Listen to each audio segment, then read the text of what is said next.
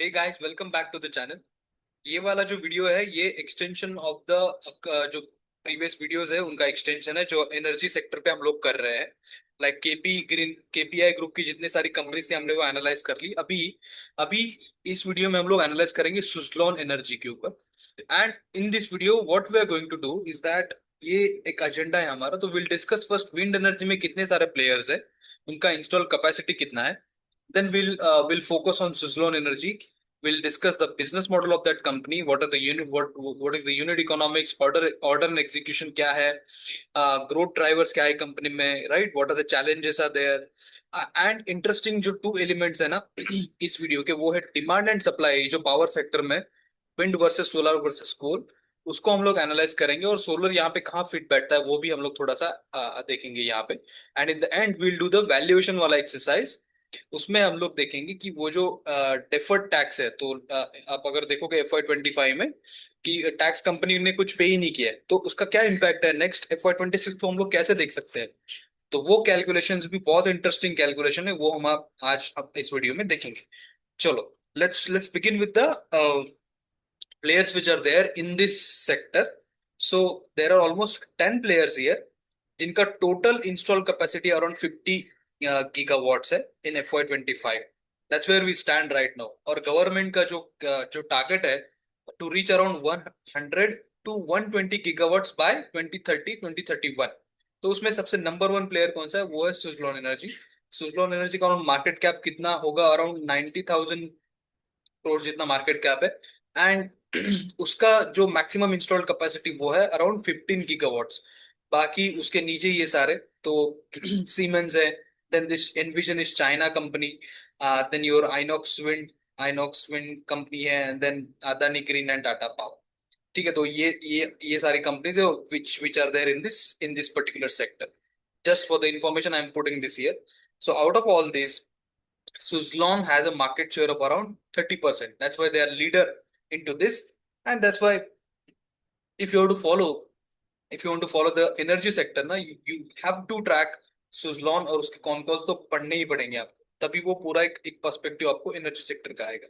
Now let's understand the business model of the Suzlon, which is very interesting here, that it is divided into three vertical: wind turbine generator, operation and management, and forging वाला business। तो wind turbine में क्या आता है ना, they manufacture the blades, towers, nacelle and hub, electric components, and all the forging which is required to make that wind turbine। ठीक है, तो वो सब ये यहाँ पे बनाते हैं। ऑपरेशन एंड मेंटेनेंस में जो भी इनका अभी तक का जो इंस्टॉल कैपेसिटी है विच is around 15 gigawatts, which is almost like 10,000 turbines, उसको ये लोग ऑपरेशन उसका सर्विसिंग करते हैं। ठीक है, तो वो इनका ये बिजनेस है। And this forging wala business is an independent business of which 50% revenue they Suzlon का है और 50% जो आता है वो एक्सटर्नल क्लाइंट से आता है। ये है इनको मोटा मोटी तीन वर्टिकल्स। अभी इसमें इंटरेस्टिंग चीज क्या है ना कि ये जो WTG सेगमेंट है वहां पे अलग अलग मॉडल्स है, out of which S144 is the model which is highest top selling model है। जो भी इनका नेक्स्ट ऑर्डर है अराउंड 5.6 गीगावाट का फॉर विंड टर्बाइन, उसमें around 91% of the orders are for this S144 model. ठीक है। अभी इसमें इंटरेस्टिंग स्टोरी क्या है ना कि ये जो विंड टर्बाइन का जो बिजनेस था वो FY 24 में अराउंड 4,000 करोड़ जितना था, which has now doubled to 8,400 crore in FY 25। That is the highlight of this year, that is FY 25। And other जो वर्टिकल है उसमें कोई ग्रोथ ही नहीं है। सो what I'm going to do, I'm going to value this whole company on the basis of this wind turbine story, because other segments में कोई ये growth नहीं है। And others are like bread and butter segment, ये जो operation and management है, this is like जो consistently इनका जो एडअप होता रहेगा ना कैपेसिटी। अभी 15 गीगावाट से तो अगले साल कुछ और होगा, तो उसमें वो कंसिस्टेंट मेंटेनेंस करते रहेंगे और वहां पे कैश फ्लो यहाँ से आता रहता है। If you look at the split, basically revenue split, if you look at it, 78% of the total revenues are contributed by this wind turbine. That means total revenues company ने FY 25 में around 10,000 crore का किया है और उसमें से 8,000 करोड़ जो है वो विंड टर्बाइन का है। दैट मीन्स हमें ये बिजनेस पे ज्यादा फोकस करना है और वो बिजनेस को अच्छे से समझ के लेना है। All right. तो इसमें ऑर्डर बुक कितना है, अराउंड 5.6 गीगावाट का ऑर्डर बुक है यहाँ पे। तो यहाँ पे एक जो इंटरेस्टिंग पार्ट ये है ना कि जो contribution margin, it's a metric basically apart from the EBITDA margin. If you look at that, the contribution margin of wind turbine is like 23%, which is improved from 17% last year. That means what, जो cost of goods है, basically contribution margin calculate ऐसे करते हैं, sales minus cost of goods. तो cost of goods जो थे वो पहले इनका ज्यादा वैल्यू आता था, अभी थोड़ा सा कम हो गया, इसलिए कंट्रीब्यूशन मार्जिन इज लाइक बढ़ गया है। अभी एबिटा मार्जिन इस सेगमेंट का है around 12%। EBITDA margin for oil and operation and maintenance it's around, वो ज्यादा, इट्स हायर 40%, राइट। तो operation and maintenance is like higher EBITDA margin वाला बिजनेस है, बट उसका revenue contribution it's like almost 17%। But this wind turbine is less margin accretive, but उसका contribution ज्यादा है revenue में, ठीक है। तो कंपनी क्या बोल रही है, FY 26 में दे विल मेंटेन दिस 23% का contribution margin, that is important thing. Now, what has happened here is that revenue has gone doubled. Deliveries of जो commissioning of the wind turbine होते हैं वो भी almost 100% से increase हो गए हैं। That is a very important thing here which is happening in this business, right? Now, if you understand the unit economics, na, that they did around almost 8,000 crores of revenue with the capacity of जो this year उन्होंने install किया, which is around 1.5 gigawatts. तो per megawatts they are realizing the revenue of around approximately 5 to 5.7 crores. That is the unit economics here, right? Nothing to talk about other verticals. Now I'll move on to the one last point in this, in commercial and industrial sectors है, industrial sectors which are asking for captive projects वो भी है। So it's a mix of EPC and non-EPC business. So basically, if you remember the KPI green वाला जो video था उसमें, I think their 87% of the business comes from EPC. Now that same concept is here. So EPC is like developing any project from the scratch. तो उसमें margin ज्यादा होगा। Whereas non EPC में क्या है ना, someone has land, तो उसमें आपको वो लैंड पे काम करना है, तो उसमें थोड़ा सा मार्जिन आपका थोड़ा सा कम हो जाता है। और वहां पे रिस्क क्या है ना कि वो लैंड वो सामने वाला पार्टी आपको देगा, तो उसमें अगर लैंड एक्विजिशन नहीं हुआ तो डिले हो सकता है प्रोजेक्ट के स्टार्ट इनिशिएशन में, राइट। तो वो है, सो it's a mix of EPC and non EPC, ठीक है। और ये जो लास्ट जो ये जो फोर्जिंग वाला जो इनका सेगमेंट है विच is around 489 crores, they have entered into segments like railways and defense as well as export market. So that is one another small thing to add here, right? All right, let's move on to the growth drivers. Let's so in growth drivers ना we'll understand one by one। जो capacity है ना, capacity अभी कितना है, 4.5 gigawatts का है जो current capacity, उसको ये लोग scale कर सकते हैं 5.5 by working in 3 shifts। तो capacity as per management they are consistently telling in the con call, capacity is not a not an issue, it's not a constraint। Demand is also not a constraint. We'll look into the part which is understanding the demand and supply of this segment। I'll tell you, so what is the constraint here? So capacity का कोई constraint नहीं, capacity भरपूर है industry में, demand की कमी नहीं है। बट तो क्या प्रॉब्लम है इस इंडस्ट्री में वो हम समझेंगे थोड़ा आगे। तो इनका कैपेसिटी का आपने देख लिया, देन कैपेक्स वो लोग अराउंड कैपिटल एक्सपेंडिचर करेंगे around 400 to 450 crore this year.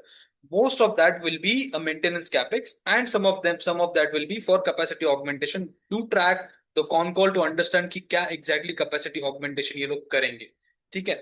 Then R&D पे खर्चा वो लोग करेंगे around 225 crores, which is very important, क्योंकि ये जो मॉडल्स इनके आप अगर देखोगे ना गवर्नमेंट की वेबसाइट्स पे, तो इनके अलग अलग मॉडल्स हुआ करते थे पहले। Now they like S133 and other बहुत सारे नंबर्स है। Now they are into this S144 model because of what, R&D expenditure की वजह से, right. Then the order book which is important part, ये जो 5.6 गीगावाट का जो ऑर्डर है वो फर्म ऑर्डर है कंपनी के पास। And for example they are telling us that recently they got order from Sensure Energy, NTPC and BPCL, right? So 76% of this order book is non-EPC, which is less margin accretive, and 24% is EPC, right. तो non EPC में मैंने क्या बोला आपको कि वहां पे land acquisition का इशू है, तो इसीलिए डिले होता है, राइट। तो वो भी हम पार्ट देखेंगे। अभी एग्जीक्यूशन में कंपनी क्या बोल रही है, आप हिस्टोरिकली आप देखोगे ना, तो कंपनी ने FY 24 में they did around execution of 770 gigawatts. In FY 25 they did around 1.5 gigawatts. That means what, वो 100% से ग्रो कर रहा है एग्जीक्यूशन। ठीक है।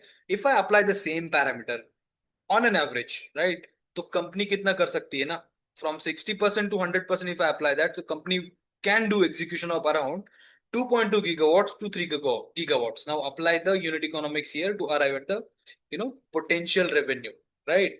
Probable revenue. Correct. Let's move on to the guidance which they have given.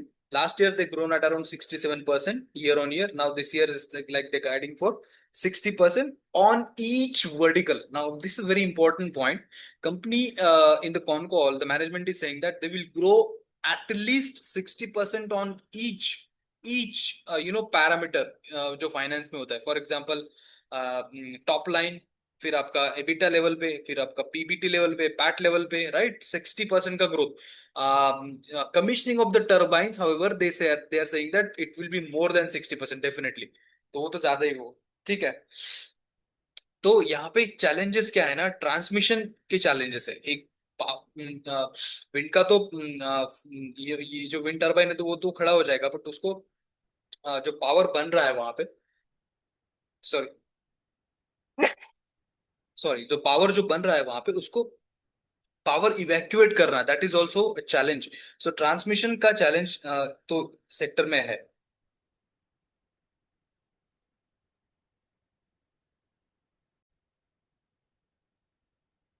Right. तो यहाँ पे जो ट्रांसमिशन का चैलेंज तो यहाँ पे है, लैंड एक्विजिशन का भी चैलेंज यहाँ पे है, और क्लाइंट साइड से डिलेज जो होते रहते हैं वो भी यहाँ पे there there, right. Now focus of the company is now what, prioritising the projects. तो जो इनके पास प्रोजेक्ट्स है जहाँ पे पार्शियल लैंड अवेलेबिलिटी वहां है, तो वहां पे ये लोग उन प्रोजेक्ट्स को पहले प्रायोरिटाइज करेंगे, and then try to realise the revenue from those projects, right. तो ये तो मैंने आपको, ये बेसिकली मोटा मोटी बात हो गई है ग्रोथ ड्राइवर्स पे, that you understood, right. So basically growth drivers का summary, if I to give, then the execution is solid, order book is solid, right. Order inflow का कोई इशू नहीं है। The only challenge is this transmission challenge and land acquisition, that we need to try. ठीक है।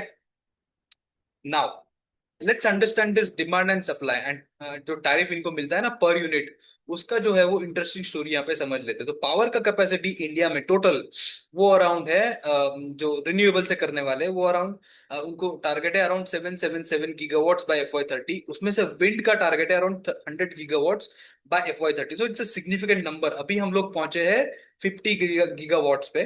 तो अभी और 50 gigawatt चाहिए नेक्स्ट 5 इयर्स में। तो जो लोग बोलते रहते हैं ना कि विंड विंड कुछ नहीं है, सोलार ही मेजर इंपॉर्टेंट पैरामीटर है, look at this numbers are huge, right. Apart from, ऐसा नहीं है ना कि सोलार से ही सब कुछ एनर्जी आएगा, क्योंकि सोलार इज लाइक, उसका जो सोलर जनरेशन होता है वो उसका पीक होता है वो दिन में होता है। विंड का ऐसा नहीं है। विंड पावर का it depends upon the the wind. तो विंड जो है वो I think morning and evening, ये दो पीरियड होते हैं वहां पे सबसे ज्यादा विंड का परसेंटेज होता है, राइट। एंड पीक आवर जो होते हैं वो इवनिंग में होते हैं, मॉर्निंग में होते हैं, तो it it correlates well there. So you cannot actually depend upon the solar only. It has to be the mix of all energies. That's why government is promoting solar, wind, and also the hybrid. If you look at the demand, तो demand तो solid demand है यहाँ पे, इसका कोई issue नहीं है। Capabilities जो है, जितने भी मैंने आपको ऊपर कंपनीज बताई, उसमें कैपेबिलिटीज का भी कोई इशू नहीं है। ठीक है। तो चैलेंज क्या है, ट्रांसमिशन चैलेंज और लैंड एक्विजिशन का delay, that is reason number 1। और reason number 2 is what, the cost of renewables is decreasing. जैसे जैसे हम लोग ना ये we are going close to the FY 30। पहले अगर आप देखोगे तो cost of renewables were higher. अभी इसमें कॉस्ट एफिशिएंसी आ रही है, इकोनॉमीज ऑफ द स्केल हो रहा है, and because of that the cost is really going down per unit. now it is competitive, it is cost is very competitive as compared to the coal. If you look at the wind ka cost, on an average it has come down to 3.6 rupees per kilowatt, right hour. एंड solar का है around 2.55 to 2.6, solar का थोड़ा सा कम है as compare to wind. Now hybrid का जो है वो है around 3.35 to 3.4, which is competitive, which is kind of in between solar and wind. So that's why many companies are bidding for hybrid basically। ये इसका एक रीजन ये भी है। तो यहाँ पे अगर हम लोग थोड़ा सा देखते हैं ना, तो सोलर जनरेटिंग आवर्स जो होते हैं, जो दिन दिन वाले आवर्स, ब्राइट लाइट, तो वहां पे क्या होता है ना कि एनर्जी का जो इन सप्लाई है वो सरप्लस हो जाता है, राइट, जैसे दोपहर में। तो सरप्लस होने की वजह से ना जो on spot Indian energy exchange पे जो ट्रेडिंग होती है ना यूनिट्स का, वो per unit cost actually goes to zero, sometimes negative. ठीक है, तो वो एक इशू है यहाँ पे। दैट मीन्स रेवेन्यू रियलाइजेशन आपका कम हो जाएगा सोलर में। ठीक है, ये एक पॉइंट आप याद रखिए। देन विंड में क्या है ना कि इवनिंग में ज्यादा इसका परसेंटेज होता है, right. So in evening which is another मतलब पीक आवर है, तो वहां पे जो पावर परचेस एग्रीमेंट में जो सोलर का, सॉरी विंड का जो प्राइस है अराउंड 3.776 पर किलोवाट, वो एक्चुअली टैरिफ स्पॉट प्राइसेस में वो बढ़ सकता है, और बढ़ता भी है, विच विच विच गोज अराउंड 4.55 टू 5। ठीक है। एंड ये जो solar plus battery energy storage devices, वहां से जो एक एक सेक्टर है, वहां से जो एनर्जी आती है उसका भी, वो तो काफी काफी एक्सपेंसिव है as compare to the wind, which goes 6.5 to 6.75, राइट। और कोल का अगर आप देखोगे तो which is 5 to 10 rupees per per unit. तो ऑल इन ऑल इट, इस इन सारे टैरिफ्स को अगर देखा जाए तो wind is placed in a sweet spot if we compare all these things in their peak, जो जनरेटिंग आवर्स होते हैं ना उसमें अगर हम कंपैरिजन करें तो दैट्स वाई किसी एक सेक्टर को पकड़ के ऐसा नहीं बोल सकते कि सोलार ही है, विंड में कुछ नहीं है, या फिर विंड ही है सोलार में कुछ नहीं। It's all mix of all these energies which government of India is targeting. And ऐसा नहीं कि वो जो 777 बाई गीगावाट्स बाय FY30 वो एक एक ही सेक्टर से, it is mix of all the sectors। So that's why wind energy has future in India। That's what I'm trying to tell you। Now let's do the last part of this video, which is the valuation analysis। Okay, तो ये थोड़ा सा interesting part यहाँ पे बन जाता है। If you look at FY25 का नंबर्स ना, नंबर्स में उन्होंने अराउंड अराउंड 10,000 मतलब 11,000 करोड़ पकड़ सकते हैं इसको रेवेन्यू किया है। उसमें एबिटा है अराउंड 1,800 करोड़ का, पीबीटी आया अराउंड 1,400 करोड़ का। अब ये क्या है ना, उसमें से ये पीपीटी है, let me check this PPT if it is correct और not. PPT of 400 crores, where is that? Yes, it is correct, ppt of 400 crores। Okay, fine, let's move on then। There was no tax actually last year, तो इसीलिए उनका PAT बढ़ गया, around 2,000 crores का इनका PAT आ रहा था। ठीक है, तो ये क्यों आ रहा था ना, क्योंकि उन्होंने क्या किया ना, they have actually what उसको deferred tax liability बोलते हैं, which they have इसको क्या बोलते हैं ना, उसको टर्म है इसको, they have kept this money aside because वो जो 2,500 करोड़ का उनका लॉसेस हुआ था ना पिछले 3-4 सालों में, उसको उस उसको रिकवर करने के लिए kind of this deferred tax they have created in the FY25। Now, what they're saying is that this deferred tax will get, they start getting charged into the P&L statement from Q1 of this financial year। ठीक है, अब इसको समझ लेते हैं थोड़ा सा।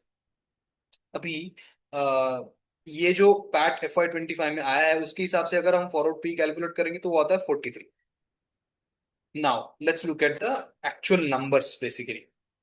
Now FY25 में if you calculate the normalise PAT, ठीक है, तो नॉर्मलाइज पैट कैसे कैलकुलेट करेंगे FY25 का, तो FY25 का जो एक्चुअल पैट उन्होंने दिखाया है 2,000 crores का, उसमें से let I have reduced the 638 crores का जो किया है ना, वो मैंने इसमें से माइनस कर दिया बेसिकली। ठीक है, to get the to get the actual PAT number. तो ये मेरा एक्चुअल पैट है FY25 का। All right, this you understood. ठीक है, ये एक्चुअल पैट है। अभी कंपनी क्या बोल रही है कि they will grow on 60% on each each element. तो मैंने क्या किया ना यहाँ पे, 1400 करोड़ है ना, उसको 60% मैंने किया, तो this is actual PAT of FY 26 which is expected, right? ठीक है। तो कंपनी क्या बोल रही है, नेक्स्ट ईयर से it is safe to assume a tax slab of 25% next year से, क्योंकि इसके पहले तो कोई टैक्स स्लैब है ही नहीं।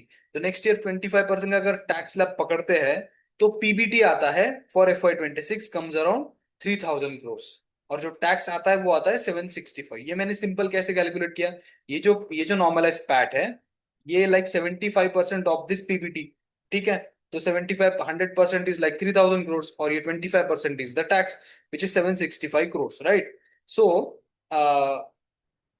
ये आता है मेरा टैक्स पूरे साल का FY 26 का। लेकिन मेरे पास जो मैंने बैलेंस शीट पे जो टैक्स है मेरे पास, जो है which is the DTA, deferred tax asset, it's asset basically, right? So that asset वो कितना है, 638 करोड़ का है। तो if I minus that 638 crore from 765, तो my tax liability in FY 25 becomes only 127 crore. ये है स्टोरी। ठीक है।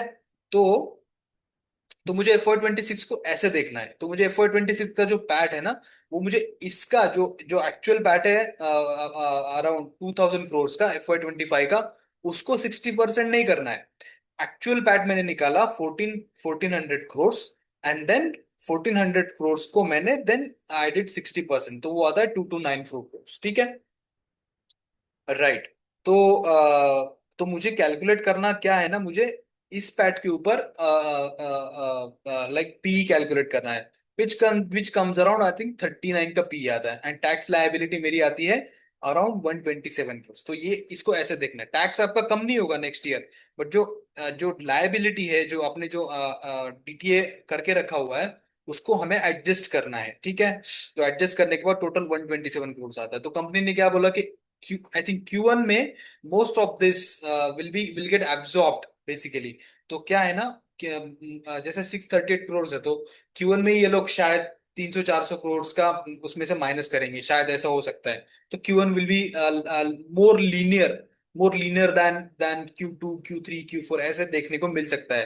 That we have to track. ठीक है। तो अगर मैं पैट लेता हूँ 2294 crore, which is around 2300 crore का पैट लेता हूँ, तो और उसको एडजस्ट करता हूँ मार्केट कैप पे, तो मेरा मेरा फॉरवर्ड पी आता है 39। मेरे पास ग्रोथ रेट है 60% का, राइट? 60% का growth rate with P of 39 make sense, right? तो इस हिसाब से मैं इस कंपनी को देख रहा हूँ। Obviously I need to track their numbers, what they are saying, जो भी ये ग्रोथ गाइडेंस ये लोग दे रहे हैं, ये जो इनका जो चैलेंजेस है यहाँ पे, एक्विजिशन का, लैंड एक्विजिशन का, transmission challenges, that I will to track. ठीक है। तो ये this is all understanding I have on the Suzlon